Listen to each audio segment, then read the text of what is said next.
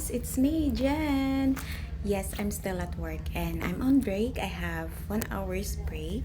So I took a chance to answer some common question from my inquiries.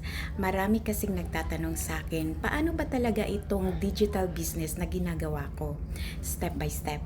Ganito lang siya kasimple. Step 1, may short over video muna na pinapanood para maintindihan mo kung paano ito at paano siya gumagana. Step 2, kapag nagustuhan mo at gusto mong matuto pa, may step-by-step training na pwede mong sundan.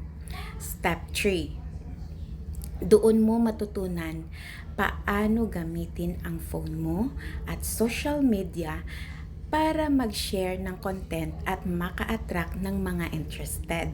Step 4, may automation tools na tumutulong sa process kaya hindi mo kailangan laging online buong araw.